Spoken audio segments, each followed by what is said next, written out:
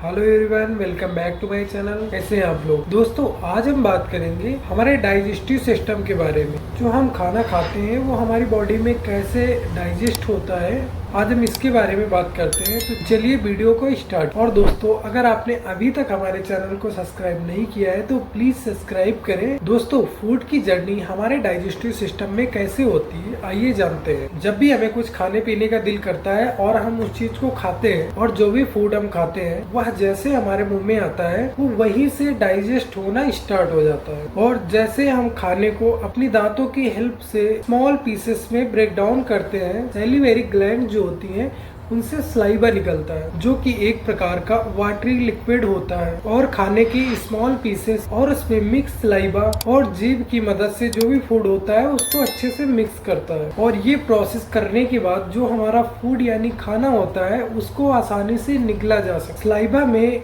Enzyme होते हैं जो कि फूड में प्रेजेंट कार्बोहाइड्रेट को शुगर फॉर्म में कन्वर्ट कर देते हैं। और जैसे हम फूड को निगलते हैं, खाना हमारे फूड पाइप में पहुंच जाता है। दोस्तों, उस पाइप को हम एसोफाइगस कहते हैं। दोस्तों, इकोफाइगस जो पाइप होती है वो हमारे फूड को स्टमक तक लेकर जाती है। और स्टमक में पहुंचने के बाद 3 से 4 घंटे तक स्टमक में फूड रहता है। और इसी स्टमक में रहने के साथ साथ फूड डाइजेस्ट होने लगता है, क्योंकि स्टमक की वाल पर प्रेजेंट ग्लैंड्स होते हैं, वह एक गैस्ट्रिक जूस प्रोड्यूस करते हैं। और इस गैस्ट्रिक जूस में 3 सब्सटेंस होते हैं, hydrochloric acid, pepsin enzyme and mucus. और इन तीनों में पेप्सिन एंजाइम जो होता है वह मेन होता है, जो कि फूड में प्रेजेंट प्रोटीन को डाइजेस्ट करके स्मॉलर मॉलिक्यूल्स में कन्वर्ट कर देता है। और दोस्तों, हाइड्रोक्लोरिक जो एसिड होती है उसका काम जो होता है वह गैस्ट्रिक जूस को एसिडिक बनाता है। वह इसलिए करता है ताकि पेप्सिन एंजाइम जो होते हैं वो हमारे पेप्सिन प्रोटीन को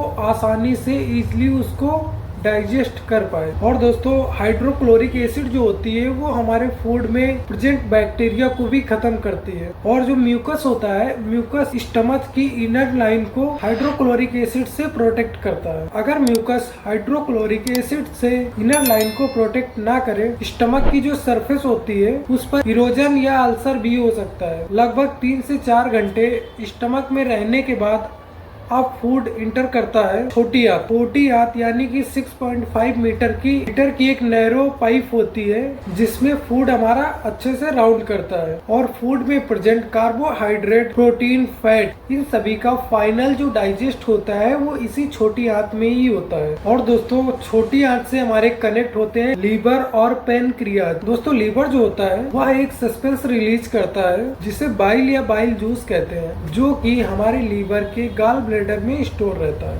दोस्तों, बाइल नेचर में एल्कलाइन होता है एंड इसमें सॉल्ट भी होते हैं। फूड में प्रेजेंट फैट को स्मॉल पार्टिकल में ब्रेक करता है। स्मॉल पार्टिकल में ब्रेक डाउन करने का रीजन होता है ताकि एंजाइम में इजीली डाइजेस्ट कर जाए। उसके बाद ये एंजाइम पैनक्रियाज से होते हुए छोटी आंत में पहुंच जाते हैं, छोटी आंत में आते हैं और ये एल्कलाइन मीडियम में ही वर्क करते हैं। पैनक्रियाज से छोटी आंत में पैनक्रियाटिक जूस यानी बाइल जूस एंटर कर जाता है, जिसमें 3 तरह के एंजाइम होते हैं, जो कि एमिलेस, ट्रिप्सिन और लिपिज। एमिलेस जो होता है वो कार्बोहाइड्रेट को ब्रेक डाउन करता है, और दोस्तों लिपिज जो होता है वो हमारे फैट को ब्रेक करता है। ये सारा प्रोसेस इसलिए होता है ताकि हमारी बॉडी को ग्लूकोज, एमिनो एसिड और फैटी एसिड ये सब हमारी बॉडी को मिल सके। और दोस्तों, इसी तरह हमारा जो डाइजेस्टिव सिस्टम होता है वो वर्क करता है। और उसके बाद जो हमारा फूड होता है इस प्रोसेस को कंप्लीट करने के बाद बड़ी आंत में पहुंच जाता है। बड़ी आंत से डायरेक्ट हमारे उत्सर्जन अंग तक पहुंच जाता है। तो इस तरह हमारी बॉडी में जो भी हम कुछ खाते हैं वो डाइजेस्ट होता है। और इसको डाइजेस्ट करने का ये लंबा प्रोसेस इसलिए होता है ताकि हमारी बॉडी में ग्लूकोज,